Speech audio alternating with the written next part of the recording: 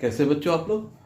चलिए बच्चों आज स्टार्ट करते हैं चैप्टर 4 एनसीईआरटी चैप्टर 4। ठीक है, इस पर ये मेरा सेकंड लेक्चर होगा समतल में गति।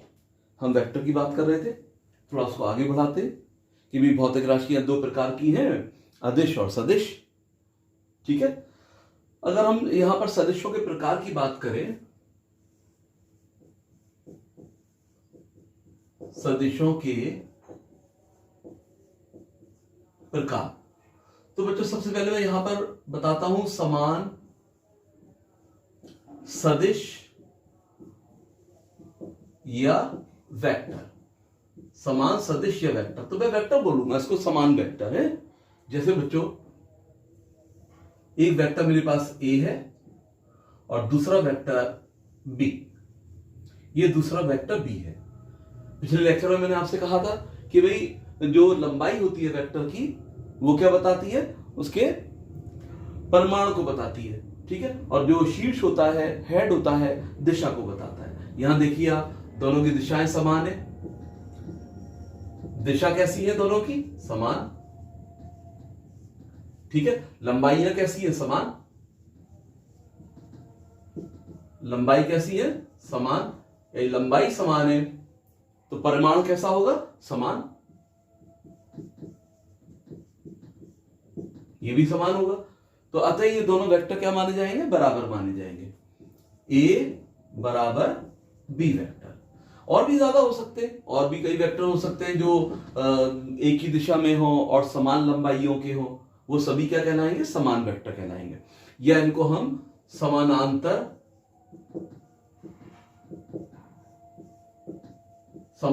वेक्टर भी कहते हैं। ठीक है, नंबर 2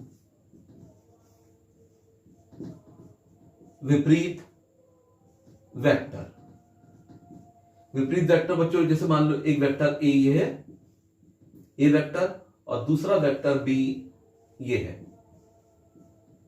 दोनों की लंबाइयां कैसी है? लंबाइयां समान है, तो परिमाण इनका कैसा है? समान है, लेकिन दिशाएं शीर्ष बेटा विपरीत है। ठीक है, 180 डिग्री पर है, तो ये वेक्टर क्या कहलाएंगे? विपरीत वेक्टर कहलाएंगे। परिमाण कैसे हैं इनके?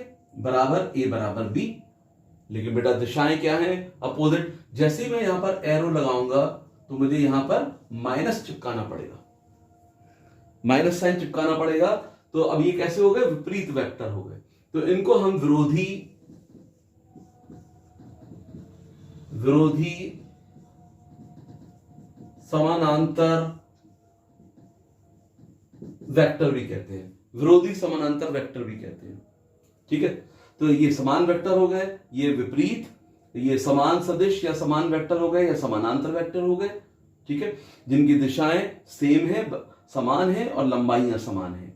विपरीत वेक्टर जिनकी दिशाएं विपरीत हैं लेकिन लंबाइयां समान है, यानी परिमाण बराबर है। ठीक है,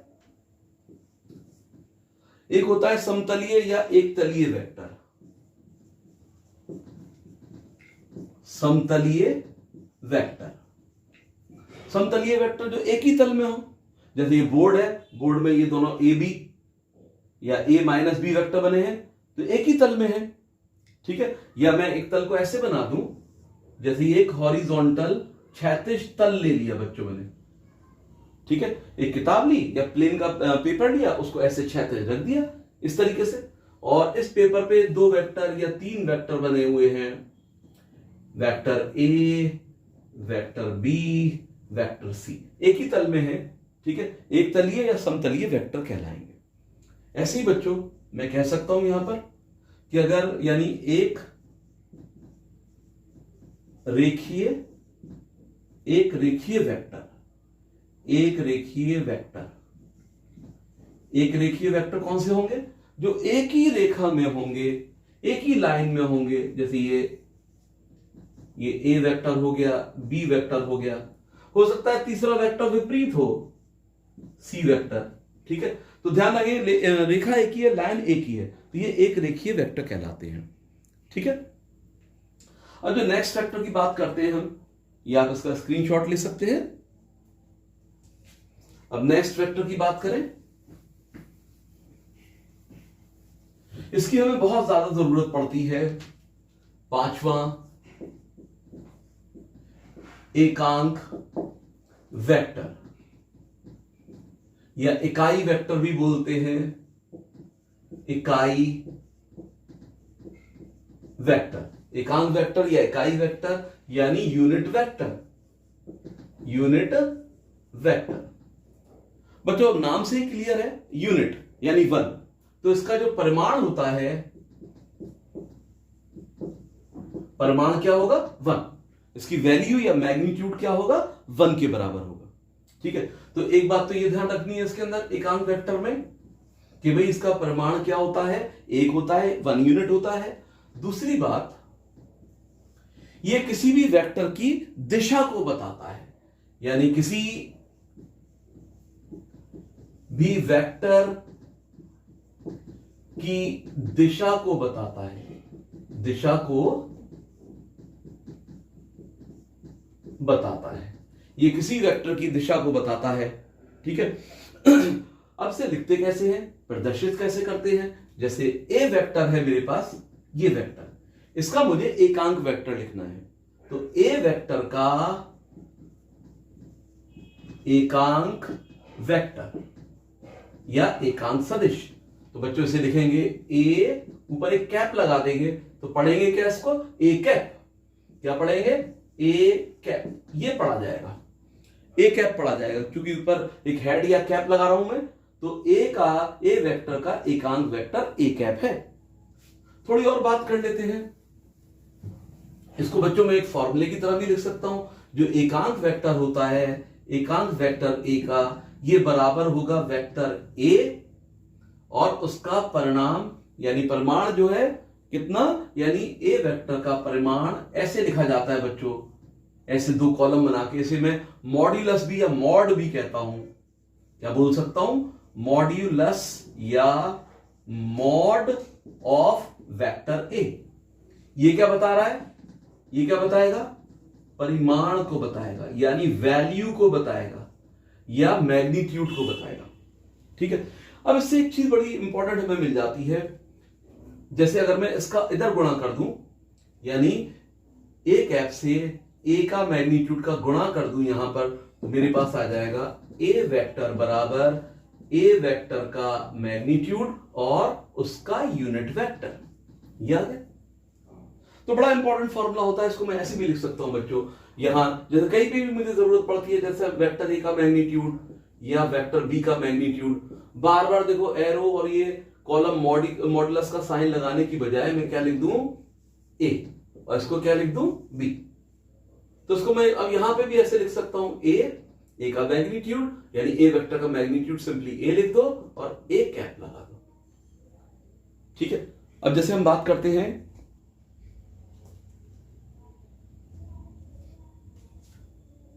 अब बच्चों जैसे मैं बात करूं, जैसे एक्स एक्सिस, वाई एक्सिस या जेड एक्सिस, अभी आपने देखा जो एकांक वेक्टर है, एकांक वेक्टर, ए का एकांक वेक्टर, वेक्टर ए, और इसका भाग लगा दो, कि वेक्टर ए के मैग्नीट्यूड का भाग लगा दो वेक्टर ए में, तो क्या आ जाएगा, एकांक वेक्टर आ जाएगा। अब मैंने कहा बच्चों, जैसे हमारे पास तीन अक्ष है, एक्स अक्ष हो गया, ये वाई अक्ष हो गया और ये जेड अक्ष हो गया, यानी एक्स और वाई अक्ष तो बच्चों इस बोर्ड के, व्हाइट बोर्ड के प्लेन में, तल में है। एक्स ये हो गया क्षैतिज और ऊर्ध्वाधर में वाई हो गया, जेड जो है वो आप लोगों की ओर है, मार्कर के अनुदिश आप लोगों की ओर, लेकिन बनेगा ऐसे क्योंकि ये 2D प्लेन है। ठीक है, तो इसे यहां बना के मैं ऐसे शो कर दूंगा कि भाई ये आप लोगों की ओर है, तो बना ऐसे दूंगा। ठीक है, तो बेटा हमेशा ध्यान रखिए, जो एक्स अक्ष की दिशा है ये क्षैतिज में सीधे हाथ की ओर, ऊर्ध्वाधर दिशा, ठीक, वाई अक्ष क्या है, ऊर्ध्वाधर दिशा में ऊपर की ओर, जेड अक्ष आपकी ओर, तो ये दिशाएं इंगित कर रहे हैं एक तरीके से, अतः इनके एकांक वेक्टर भी होंगे। तो हमेशा ध्यान रखिए, जो एक्स अक्ष है उसका एकांक वेक्टर आई कैप होता है, और जो वाई अक्ष है उसका एकांक वेक्टर जे कैप होता है, और जो जेड अक्ष है उसका एकांक वेक्टर के कैप होता है। और ये सभी तीनों आपस में कैसे हैं, लंबवत है, 90 डिग्री पर है, 90 डिग्री के कोण पर है तीनों। तो ये जो आई कैप जे कैप के कैप है, आई कैप जे कैप व के कैप, ठीक है, आपस में कैसे हैं, 90 डिग्री का एंगल बना रहे हैं। ये लंब कोणीय एकांक वेक्टर भी कहलाते हैं, लंब कोणीय एकांक वेक्टर, इनको हम लंब कोणीय एकांक वेक्टर भी कहते हैं, आई कैप जे कैप के कैप, ठीक है। अब जैसे मैं इनका मैग्नीट्यूड लिखूं बच्चों, जैसे आई कैप का मैग्नीट्यूड लिखूं मैं, आई कैप तो मॉड्यूलस लगाना पड़ेगा, मैंने डेफिनेशन में ही बताया था कि भाई यूनिट वेक्टर है, ये एकांक वेक्टर है, तो मैग्नीट्यूड क्या होगा इसका 1। ऐसे ही जे कैप इसका मान या वैल्यू मैग्नीट्यूड लिखूं 1, ऐसे ही बच्चों के कैप इसका मान लिखूं 1, ठीक है। अब जैसे यहां पे बात करें, कोई वेक्टर है मेरे पास, फॉर एग्जाम्पल एक वस्तु है, ये एक कण है, ये एक्स अक्ष के अनुदिश 20 मीटर प्रति सेकंड के वेग से चल रहा है, यानी ये कण कैसे चल रहा है, एक्स दिशा के अनुदिश 20 मीटर प्रति सेकंड की वेग से चल रहा है। मुझे बेटा वेग वेक्टर रूप में लिखना है। अब ए को जैसे मुझे वेक्टर रूप में लिखना है, ए वेक्टर में कैसे लिख सकता हूं, ए वेक्टर यानी ए वेक्टर में लिख सकता हूं, ए वेक्टर बराबर ए गुणा ए कैप, यानी ए का मान या मैग्नीट्यूड उसमें उसका यूनिट वेक्टर चिपका दें। अब वी वेक्टर है, इसकी तरह लिखे, ए वेक्टर ए का मान और unit vector of A, V vector V का मान वी, ठीक है, और इसका यूनिट वेक्टर क्या लगा दें, इसका यूनिट वेक्टर, यूनिट वेक्टर इसकी दिशा। अब चूंकि यहां पे वेग की दिशा क्या है, एक्स अक्ष के अनुदिश, एक्स अक्ष के अनुदिश आई कैप यूनिट वेक्टर होता है, तो वी कैप एक तरीके से क्या हो गया, आई कैप। वी बच्चों वेग का मान जो कि क्या है 20 मीटर प्रति सेकंड, या तो 20 मीटर प्रति सेकंड यहां लिख दूं या इसका यूनिट बाहर ऐसे लिख दूं, तो ये 20 आई कैप, ये रिप्रेजेंटेशन हो गया बेटा एक वेक्टर का। ऐसे ही मुझसे कहा जाए, जैसे मैं एक दूसरा यहां बात कर लूं कि भाई एक पार्टिकल, या ऐसे बोलूं एक बल 10 न्यूटन का, इसका मान मैग्नीट्यूड 10 न्यूटन है, वाई अक्ष के अलोंग है, वाई अक्ष के अनुदिश है, तो इसे वेक्टर फॉर्म में क्या लिखूंगा, एफ वेक्टर, एफ का मैग्नीट्यूड, ठीक है, और उसका इकाई सदिश, इकाई सदिश कहां पर है, वाई अक्ष के अलोंग, वाई अक्ष के अनुदिश, जहां यूनिट वेक्टर होता है जे कैप। बेटा एफ का मान कितना है 10 जे कैप, तो इस तरीके से मैं इसको यहां पर लिख सकता हूं।